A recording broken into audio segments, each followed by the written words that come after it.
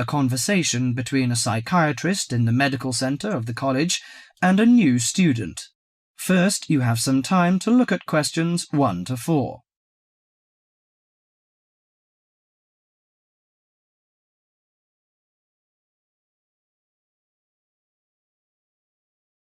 Now listen carefully to the conversation and answer questions 1 to 4. Hello, sit down, please. Thank you. Now, you are a new patient, aren't you? Yes, that's right. OK, so I'd better get some basic details down first. Right, we'll start with your name. Martin Hansen. Do you spell that S-O-N or S-E-N? Hansen. OK, and you're a first-year student? Yes, I am. Study in? Electronics, actually. I hope you enjoy it. Thanks. And your address? 2805 Hesperian Avenue, Hayward. 2805 and Hesperian. Yes, that's Hesperian. Hayward, Hayward. And your phone number?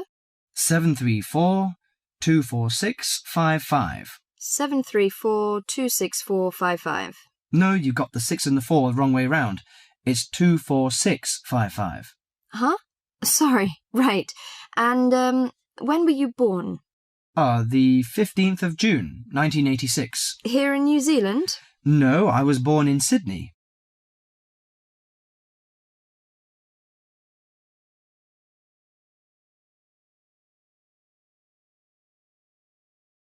Before you hear the rest of the conversation, you have some time to look at questions 5 to 10.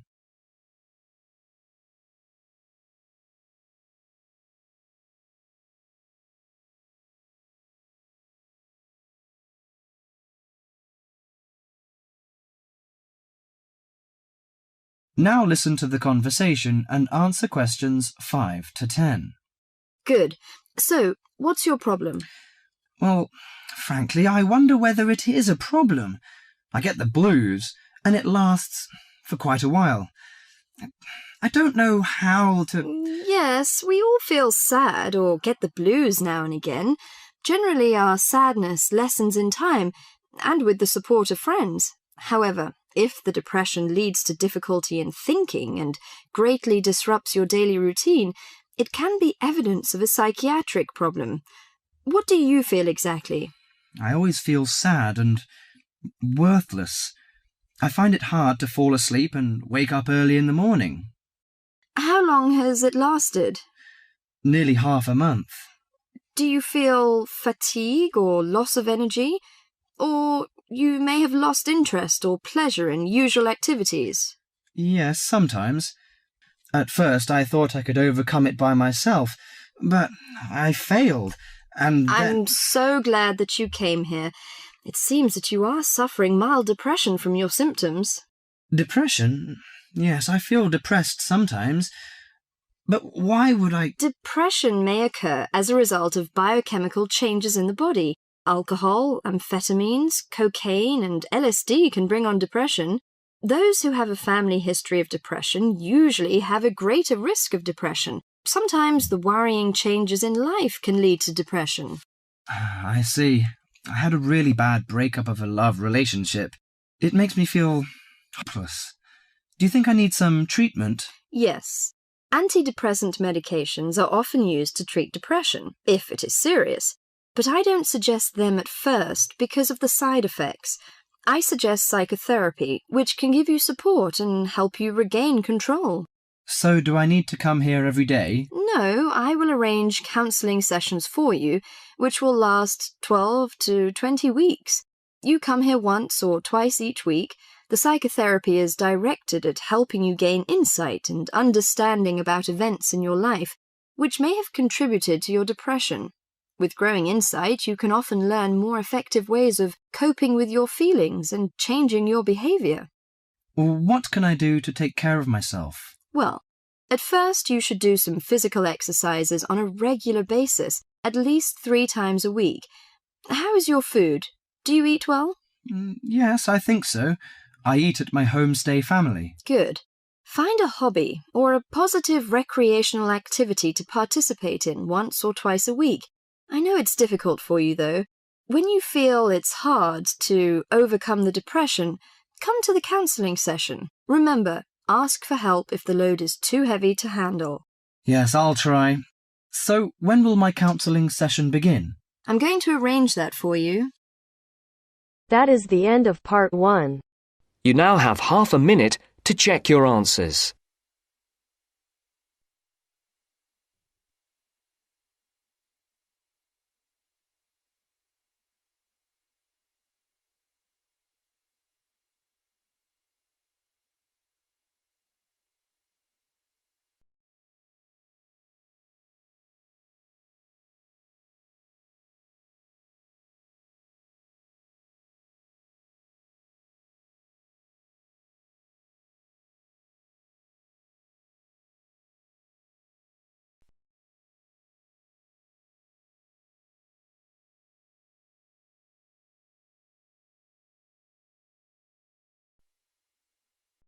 Now turns to part 2.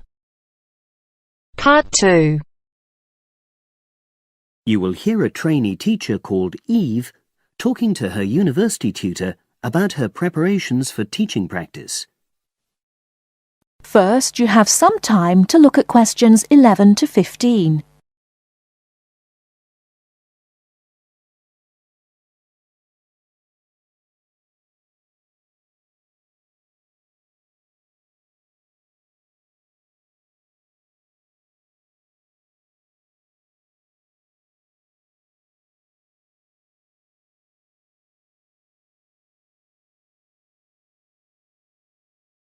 Now, listen carefully and answer questions 11 to 15.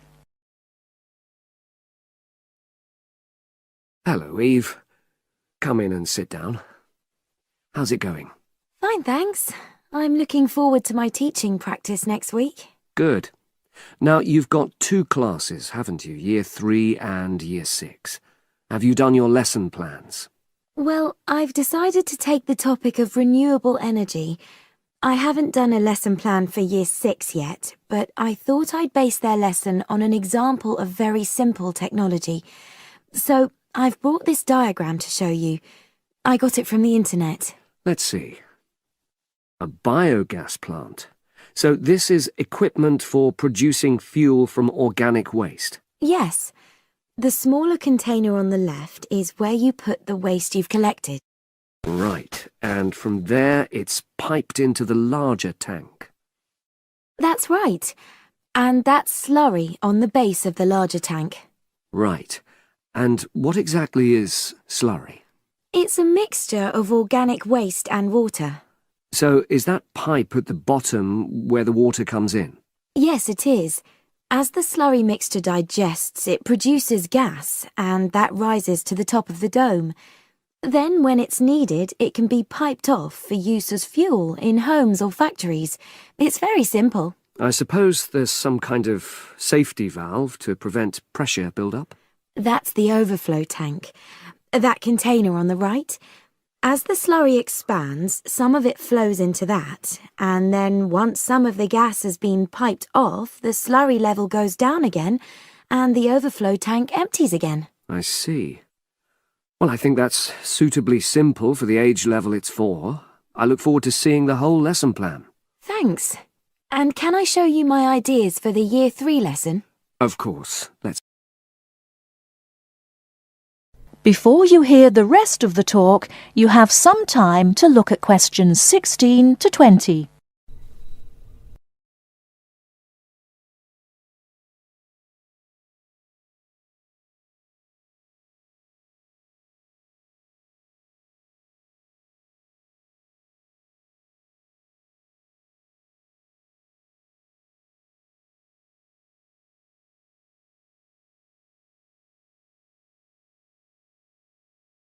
Now listen and answer questions 16 to 20.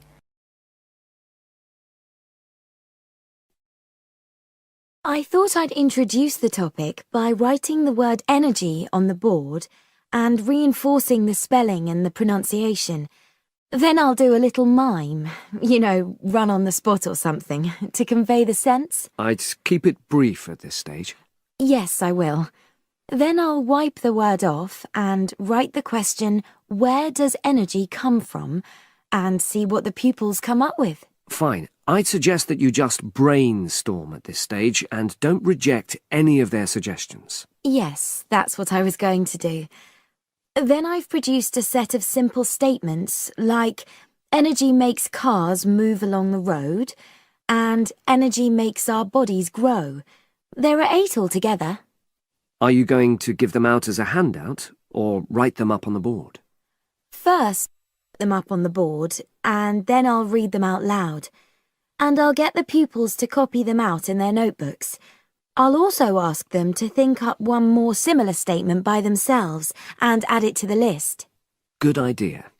After that, I thought I'd vary things a bit by sticking some pictures up of things like the sun and plants and food and petrol and a running child.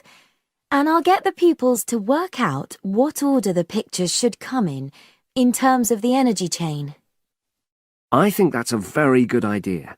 You could move the pictures around as the pupils give you directions. Yes, I think they'd enjoy that. And to finish off, I've made a gap fill exercise to give out. They'll be doing that individually, and while they're writing, I'll walk round and check their work. Good. And have you worked out the timing of all that? It'll probably take you right through to the end of the lesson. That is the end of part 2. You now have half a minute to check your answers.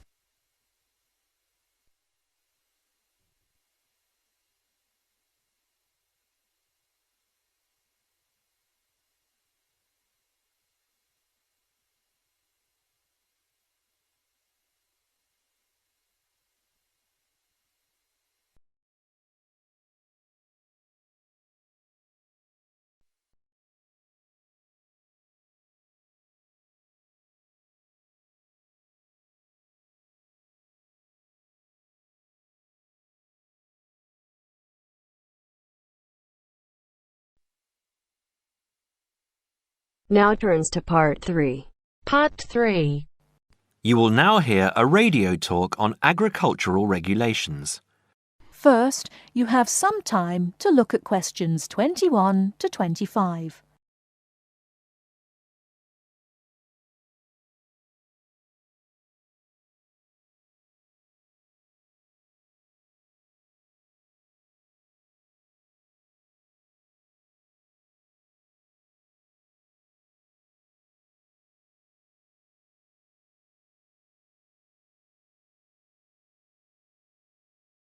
Now listen carefully and answer questions 21 to 25. Could there be clearer proof of the arrogance and indifference of those who are supposed to keep our food safe than the muzzling of John Verrill? Agriculture is a business, true, and businesses have to make money. But this shows how ministers and officials put the profits of the agriculture business before the well-being of the British people. Mr. Verrill, a pharmaceutical chemist, was appointed to represent consumers on one of the many committees that advise the government on food safety. When he tried to do his job, though, and wanted to warn ministers of a danger to children's health, he was refused permission to do so. The danger comes from hormones given to cattle in the USA and some other countries to make them grow faster. They speed up the animal's development to maturity, thus making meat production more profitable. There have, however, long been fears that the hormones have horrendous effects on the people who eat them, causing diseases as serious as cancer. Once these hormones were used on British cattle too, but over 20 years ago they were banned in Europe for being too dangerous. Indeed, so concerned is the European Union that it banned imports of hormone-fed beef years ago, much to the fury of the US government, which wants to sell it all over the world.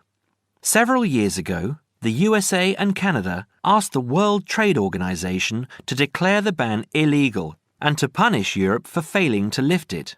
The WTO, with its long record of refusing to let environmental or safety concerns interfere with trade, agreed, imposing fines of more than $120 million a year on the EU for its refusal to back down. The British government now backs the Americans, claiming that there is no proof that hormone-fed beef does any harm. This is where Mr. Verrill comes in. He is very angry with the government, especially as their claim comes out just after a Danish study shows that growth hormones are 200 times more dangerous than was previously thought. Worried by these findings, Mr. Verrill spoke to government representatives, who did nothing.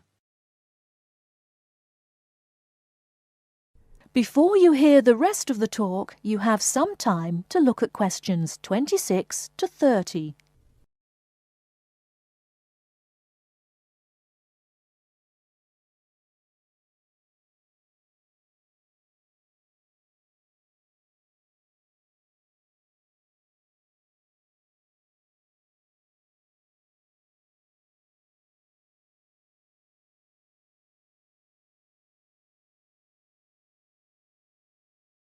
Now listen and answer questions 26 to 30. Not only that, but they have not been testing beef which is imported, which, by law, they are required to do. This directly affects the British public, as about 40% of the beef British people eat comes from abroad, supposedly from countries like Brazil, which does not allow the use of growth hormones. Brazilian beef is stocked by some British supermarkets and widely used in catering. Yet, when a Brazilian farm was recently visited by EU inspectors, a large stockpile of this banned substance was found. This is not the first food scandal we have had in our country. Take the present concern over a well-known chocolate company. Several months ago, the company found out that its sweets were contaminated with a rare form of salmonella, but they did nothing about it, leaving their sweets in the shops to be bought by the unsuspecting public. It was not until 5 months later, when several children had suffered food poisoning, that the chocolate bars were removed from the shelves. It makes you wonder how many other dangerous foods have been allowed onto our plates. That is the end of part 3. You now have half a minute to check your answers.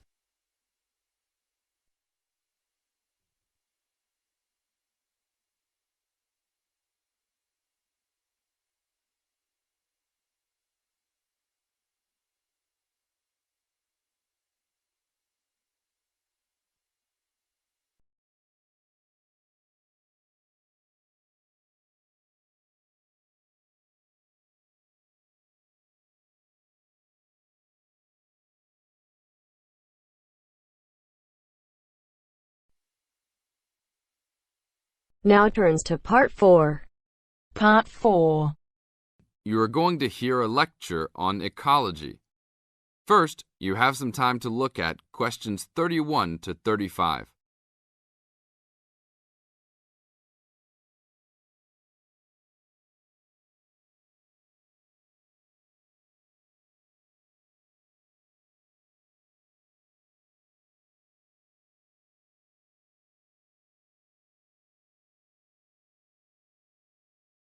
Now listen to the tape and answer the questions.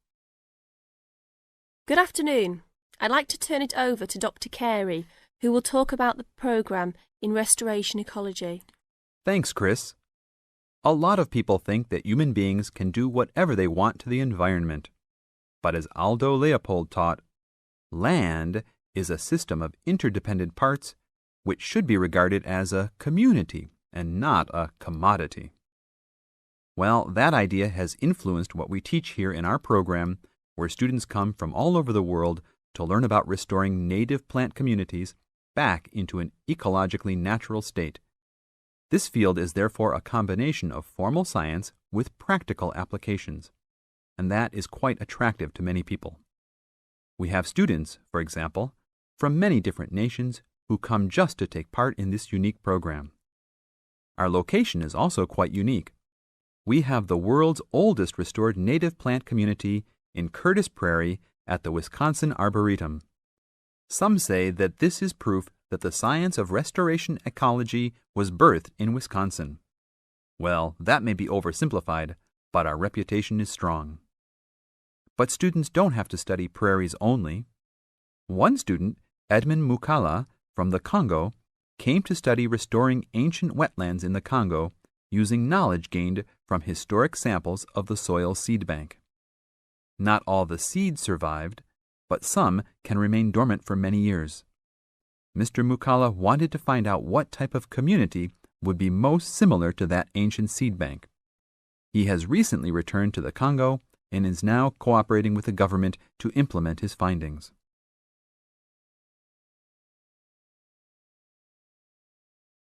Now look at questions 36 to 40.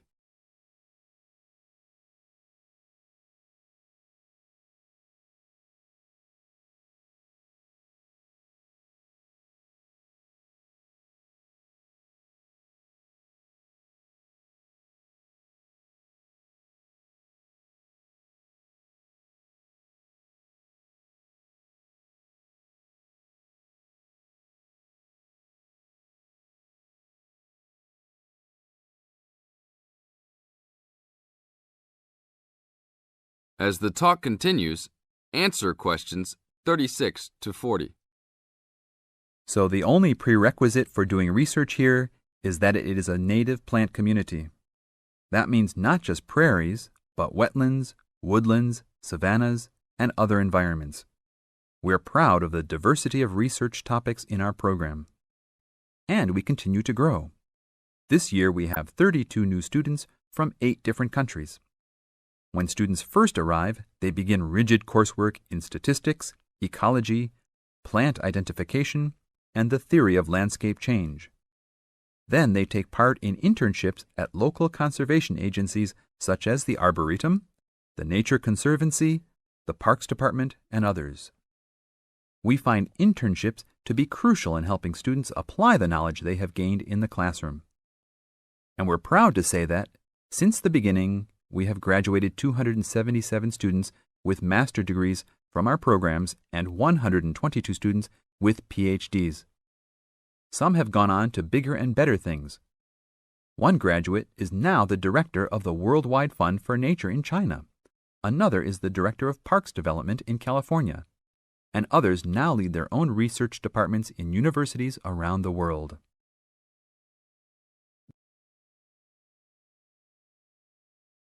That is the end of part 4.